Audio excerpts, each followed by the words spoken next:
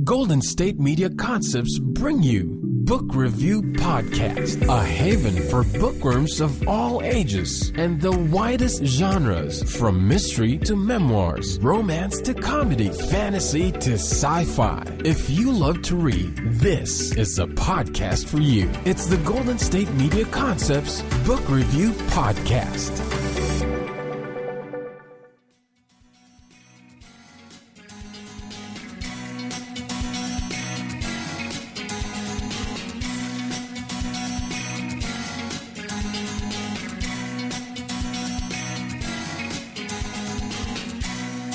Hello and welcome to the GSMC Book Review Podcast. I am your host, Sarah, and I am excited to be with you once again on this Thursday morning. It is Thursday, November 30th, the last day of the month. Can you believe there's only 1 month left in 2017? The time has just flown by. It's crazy. But we are here to talk about books as one of my favorite subjects, so let's get to that. As I mentioned on Tuesday's episode, I am excited that I recently sat down with author Carmela Dutra to talk about her children's books, and she has a series of books, the Little Katie series, and these books are intended to create interest in and make science fun for children of all ages, which I think is a really wonderful goal to have for a series of books. And the series on her website, it says that it's exploring STEAM with Little Katie, and STEAM, of course, being science, technology, engineering, arts, and math. So exploring science, technology, engineering, arts, and math with Little Katie. And the description is, let's make learning fun. Join Little Katie and her puppy Smudge as they set off on imaginative adventures where you learn science facts along the way. Little Katie is a STEAM series where the reader learns facts about various things in a fun way. Complete with full-page illustrations, each story is unique and sure to capture the attention of any child. So how wonderful is that? There are currently 2 books in this series. One is Little Katie Goes to the Moon, and the second book is about coding. It's Exploring STEAM with Little Katie, and it's subtitled Coding. So in the first book, Little Katie and her dog Smudge go to the moon, and we get to find out about their adventures on the moon and learn facts with them about the moon, and it's just really wonderfully done with pictures of Little Katie and her dog Smudge in their rocket ship, and then kind of bouncing around the moon and seeing all the spots where the previous astronauts have landed and learning interesting facts about the moon. And then in the second book, it's about coding. Little Katie comes home from school one day and she's teaching her dog Smudge to say big words like algorithm. And her mama overhears this, and they start to have a conversation about coding. And what does that mean? And why do computers need to speak in a different language? And what does that look like? And so they have this whole conversation about coding. And I actually learned something about coding from that book. I learned something about the moon, too, from the first book. So that was really awesome. That is a very brief overview of these books, and I'm going to let Carmela tell you more about them and about the writing process and what she hopes to do in the future with Little Katie. So let's get right to that interview, shall we? Hi, Carmela. Thank you so much for joining me. I am so excited to have you on the podcast. How are you today? I'm doing great, Sarah. Thank you so much for having me. I'm so excited to join you this morning and to be able to talk with you. Yeah, I'm excited too. We are going to talk about your books, your Little Katie series, but before we do that, I would love for my listeners just to get to know you a little bit. So if you could share a little something about yourself, that would be great. Yeah, so I'm Carmela Dutra. I'm residing in the San Francisco Bay Area, California, specifically in San Jose. I am a children's STEM and STEAM author, so I focus on the science, technology, engineering, arts, mathematics categories. I do have another series out, The Adventures of Lorenzo the Bear, which is all about friendship and diversity and looking for the good in others, and that was the first book that I got started with. And I've been published with a small house out in the Sacramento area since 2013. Thank you. So you mentioned that your new series, the Little Katie series, is dealing with the STEM and STEAM areas. So talk a little bit about your inspiration for both the character and the series. I happened to just kind of fall into it, to be perfectly honest with you. I was looking at pictures online, and I saw a picture of this little girl who was trying to grab a star, and the caption was "Reach for the stars." And all of a sudden I just got this flood of ideas that just popped into my head. And I remember I was sitting in the parking lot. My phone was almost dead. My husband left his phone in the car, so I took his phone and I just started typing everything down because I didn't even have a pen. I didn't have paper. I didn't have anything.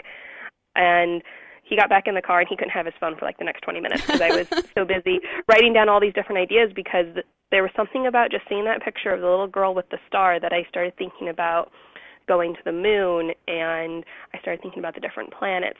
I've always loved science and space, and I knew I wanted something that was going to be about science, and I knew that I wanted the main character to be a little girl, so we could encourage girls as much as possible to look at books and to look at the science fields. Yeah, that's great. And in the book, she and her dog, Smudge, go to the moon. How much research did you do about the moon? I did a lot. I did a lot of research. I remembered learning about the moon in school, and I remember helping some of my younger cousins and my nephew on different projects about the moon, and I still was learning stuff about it. I remember spending about maybe 4 months roughly just doing research on different facts about the moon, because I wanted this book. My goal with this series, with Little Katie, is to be more than just a fun book. I also wanted it to be educational, but I wanted there to be a balance, so this way it didn't feel like you were reading a textbook. So I wanted to get facts that were going to be maybe a little more on the obscure side, things that you might not have learned in school or might not be fully covered in school. So one of the information facts that I had found that I had learned was about the lunar laser ranging experiment, and I knew I wanted to incorporate that into my book. And one thing I appreciate about the book is that, you read the story and Little Katie and the dog talk about all these things that they're seeing on the moon, and then at the end there is a glossary. So those words that you maybe weren't quite sure of as you were reading the story, rather than kind of trying to force that explanation into the story, you included a glossary. Oh, thank you for that. Yeah, that's one of the things that a lot of parents have commented on that has been their favorite part of the book. To be able to just turn to the back of the book and show it to their kid as they're reading it in the evening before bed, or, well, this is what that word means, honey. And I find that helpful when I've read books in the past, especially if it's like a science fiction book and I don't fully know how to pronounce the name of the character, where they have a little glossary that kind of breaks it down for you. And I knew that I wanted to incorporate that because I was going to be having some more challenging words for kids, and I wanted to have an easy way for them to find what that word is. Yeah. Well, thank you for that. I appreciate it. Even from an adult point of view, it's great to be able to, because I was thinking as I was reading it, oh my gosh, so I'm reading this to my niece, nephew, son, daughter, whoever it is, and they're going to ask me this question, and I'll be like, I don't know. And then I looked at the back and I was like, yes, I do know. We can look in the glossary. So I, for one, am very grateful for the glossary. What age group would you say your books are geared toward? So the Little Katie series is geared for really 3rd grade through 6th grade. So each book in the series is going to cover different topics that will cover a different grade range. So this first book, Little Katie Goes to the Moon, some of the teachers have told me can even be used up into like 5th and 6th grade. One class I work with a lot is 5th grade, and we use this book in her classroom. Little Katie Goes to the Moon. And then I have my second book in the series, which is about computer coding. And that'll be more toward the older side, more like 5th and 6th grade kids, in helping explain the basic elementary to coding. Yeah, so talk a little bit about the coding book, because it is interesting. Little Katie comes home from school and she's learned about coding, and so she and her mom start to talk about it, and just kind of give an overview of that story. So this story, I was strongly encouraged by my publishing house to do a book about computer coding, since computer coding is becoming really big, especially in our area with the schools here in Silicon Valley.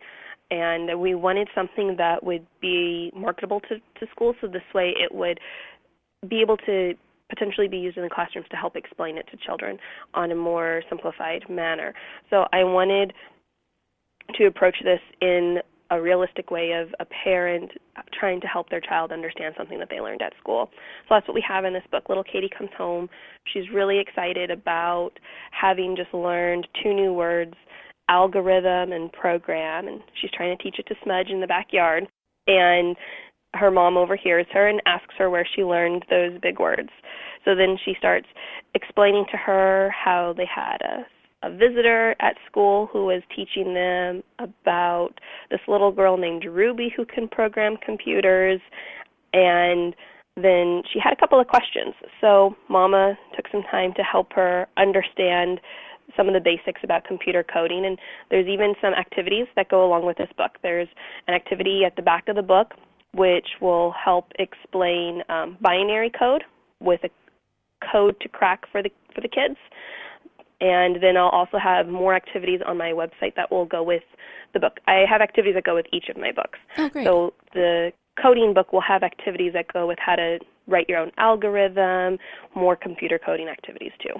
Excuse me while I interrupt. We do have to take our first break of the podcast, but how wonderful is it that these books also have those supplementary activities that children who have read the books and are interested in learning more or exploring a little bit more can go to the website and find those activities and do things that are appropriate to their age, whether it's coloring or a more complicated activity. I just think that that is a wonderful thing. So again, we do have to take our first break of the podcast, but stay tuned and we'll be right back with the GSMC Book Review Podcast. Want to find out what movies to go see? Then check out the GSMC Movie Podcast. It's your ticket to the latest movies, whether it's a new blockbuster event, romantic, comedy, or action flick. This show has got it all covered. They talk some what to go see now. Don't bother. What's hot on Netflix and everything in between. That's gsmcpodcast.com/movie-podcast. When it's all about the movies, it has to be this new show. Don't forget to like them on Facebook and follow them on Twitter. Visit gsmcpodcast.com for more info.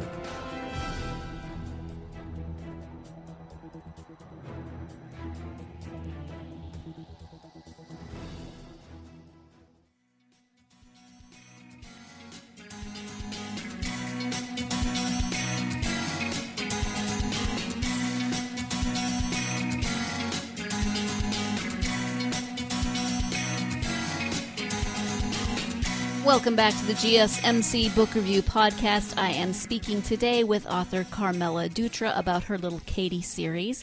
And Little Katie is very interested in science. And I was curious as I read the books about Little Katie's mom, who is always able to answer whatever sciencey questions Little Katie has and gives her this whole explanation about coding, which was amazing. I don't think if I had a child who asked me about coding, I would be anywhere near as coherent as Little Katie's mom. So I was curious about her. And let's go ahead and get back to that interview.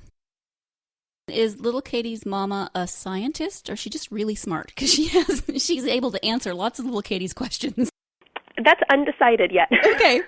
We're still exploring Mama as to what exactly it is that she does. That's still, I don't know where I'm going to go with her. I do know that there's going to be other characters who come into the book. Little Katie will have some other friends who will be joining her in the books to come. Smudge will always be a main character. He'll always be with Little Katie. That's Little Katie's best friend. They talk to each other. They understand each other. So he'll always be by her side. He's like her sidekick. Oh, good. And how did you decide with both books how much detail, how complicated to make the science portions of them? That's a really good question. That's always a fine line to really walk, because like I said, I'm trying to keep it where it doesn't feel like it's a textbook where it's just information being regurgitated at you. And to be perfectly honest, I do feel that the computer coding book is a little heavy on information. So I'm thinking I might be readjusting it and kind of scaling some things back and trying to have a little bit more of a whimsical feel to the story to match my first one. One of the things that I have been doing that has proven really helpful is I do beta reading groups with kids who are my target audience. So I actually have a couple of parents that I work with, but I have a couple of classrooms where I'm good friends with the teachers, where I'm able to go in, I read my stories to the children, and I get their feedback. And I just finished that for my third book in the series about coral reefs. So they were able to tell me what they like, what they didn't like, what they'd like to see more of or less of, and I take all that feedback and it helps me to kind of tailor it. And I also keep in mind the target of what grade this particular book is going to be focusing on. Oh, that's great. That's really helpful. So you have a third one coming out about the coral reef. How many books would you like to see in this series? I'm not 100% sure on that one. I've been asked that question a lot, and it's however the inspiration comes to me. And as long as the stories keep coming, I'll keep writing them. I just don't want it to end up feeling forced, because then for me, I'll notice that in my writing. And I don't want my readers to feel that way and to notice it. So as long as I have the inspiration, then I'll keep writing. I do have a few in the pipes that are on rough drafts that I've already worked on. One is about magnetism. One is about geology.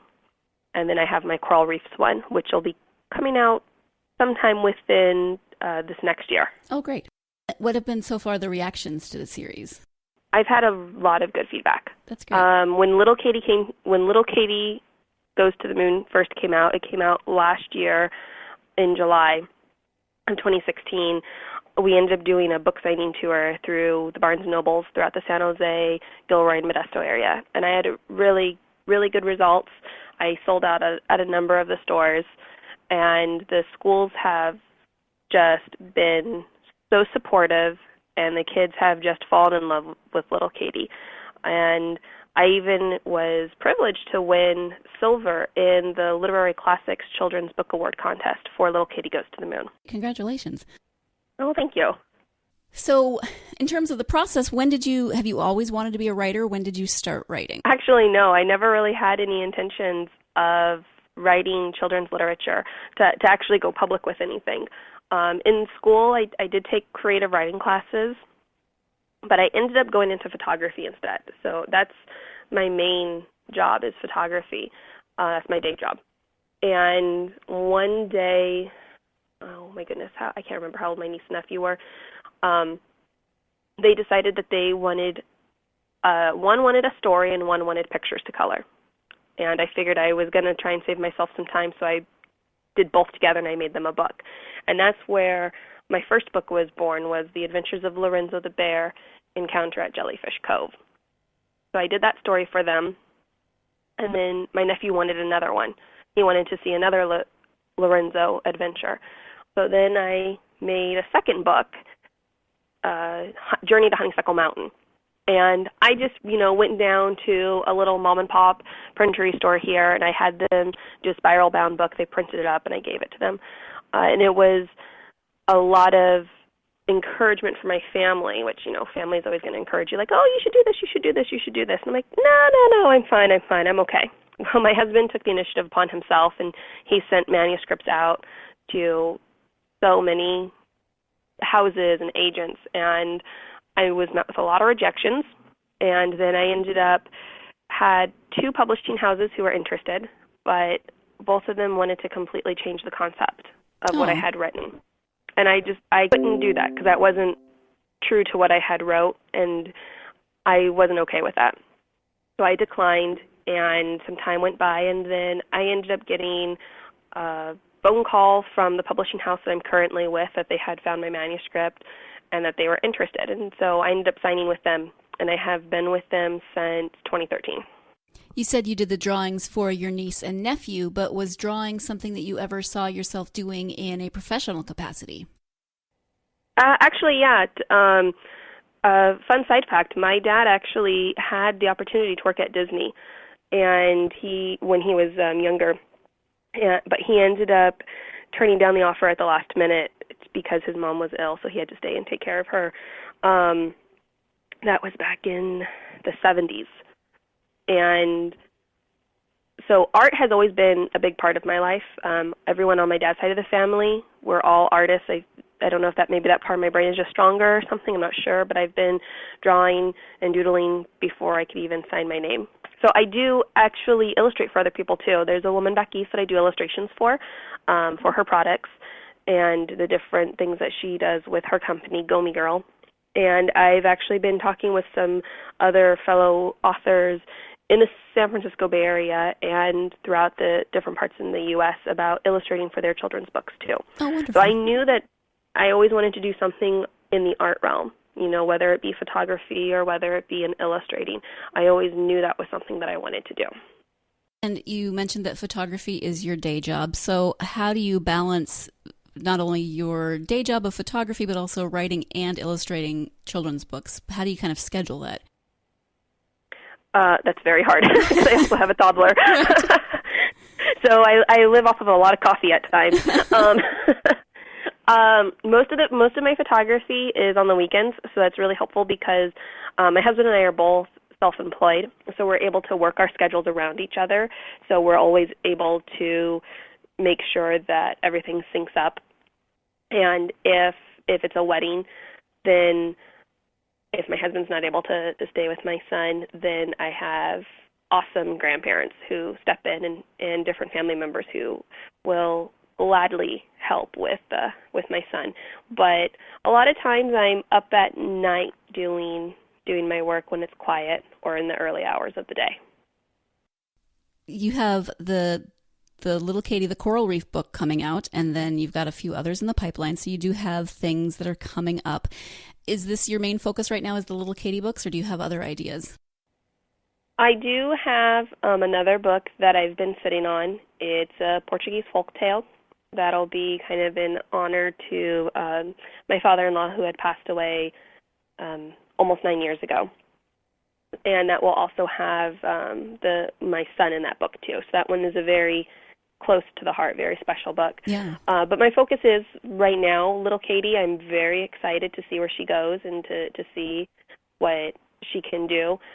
My main goal with Little Katie is for her to be able to help encourage kids in science, both boys and girls. I remember growing up with the books. Was it? Oh my goodness, her name was Miss Frizzle. Magic School Bus. Yes, and I remember how excited that made me for science and to explore and to use my imagination. And that's where Little Katie is. It's all about using your imagination and having fun while you learn and explore new things. I remember having that same sense of excitement when I read those books, and that's what my goal is for Little Katie. Great, that's wonderful. Pardon me once again as I interrupt, but we do have to take that second and final break of the podcast. But before we do, who doesn't love Miss Frizzle? Oh man, I love her, and I think that they brought her back on Netflix, or they are bringing her back on Netflix. I should really look into that because, the Magic School Bus was just one of my favorites, and heck, I'd still watch it if I see it on PBS or just encounter it somewhere because it's so much fun and I learned so much. But it's not about me. We're going to go to break, and when we come back, we'll have the conclusion of my interview with Carmela Dutra. So stay tuned. You're listening to the GSMC Book Review Podcast. Tired of searching the vast jungle of podcasts? Now listen close and hear this out. There's a podcast network that covers just about everything that you've been searching. Hey! The Golden State Media Concepts Podcast Network is here. Nothing less than a podcast bliss with endless hours of podcast coverage. From news, sports, music, fashion, cooking, entertainment, fantasy, football, and so much more. So stop lurking around and go straight out to the Golden State Media Concepts Podcast Network. Guaranteed to fill that podcast itch. Whatever it may be. Visit us at www.gsmcpodcast.com. Follow us on Facebook and Twitter, and download us on iTunes, SoundCloud, and Google Play.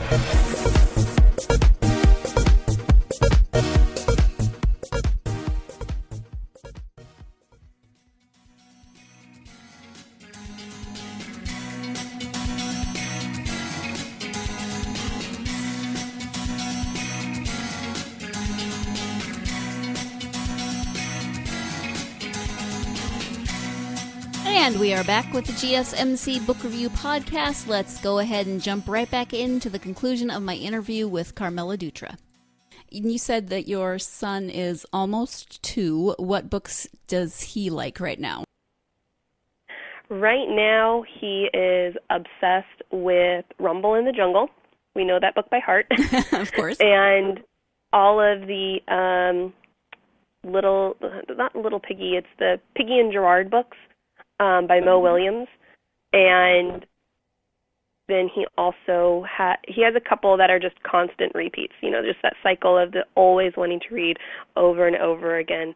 But I mean, I think he might even have more books than me, because we don't buy him toys every time we go to the store, but if he picks out a book, I can't tell him no for a book. So I found him this morning in his toddler bed with like 4 books as he's flipping through all of the pictures and looking at the animals, and he's imitating the sounds of what the animals make, because he's learned that from Rumble in the Jungle. So. Right. That's awesome. That's great. When you have a spare moment, which it doesn't sound like you have many of them, but what do you like to read?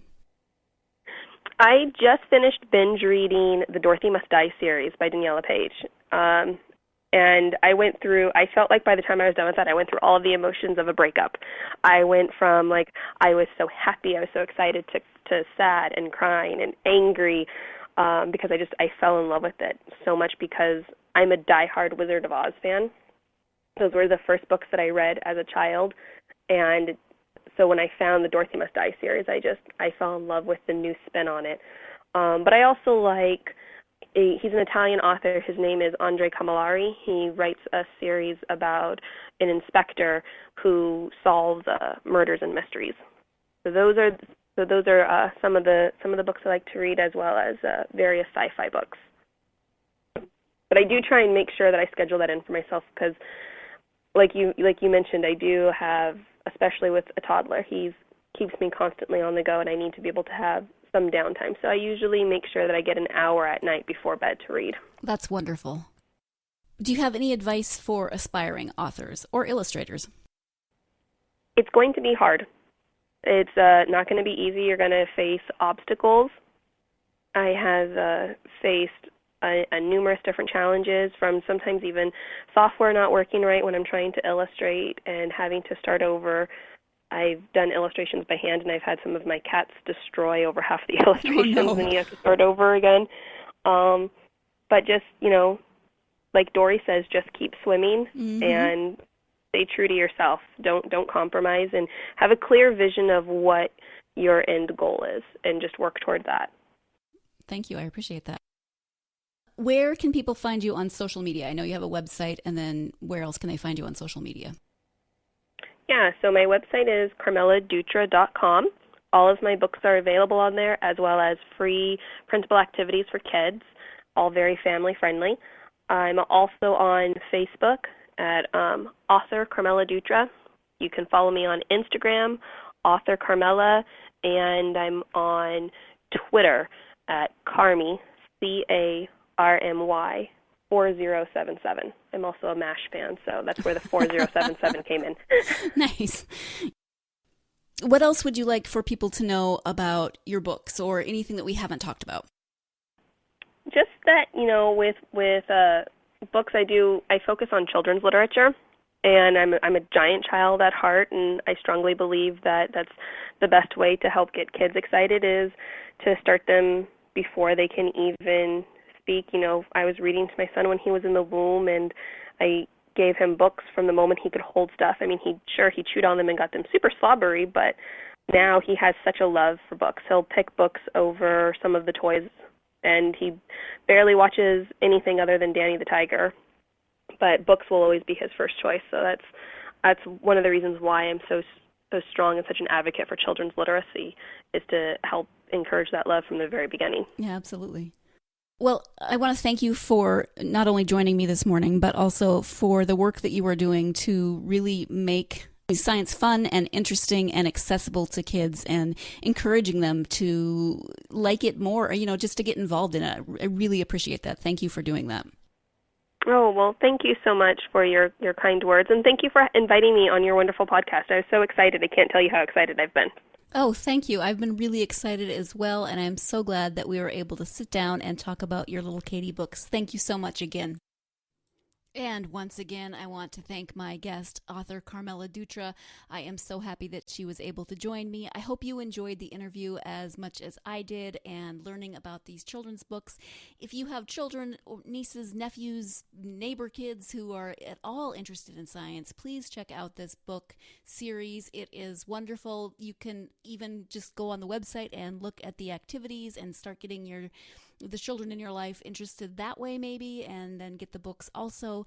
There's all sorts of possibilities. So once again, thank you to Carmela for joining me and sharing her work with me and with us. And as always, thank you so much for joining me. I hope you will join me again next time.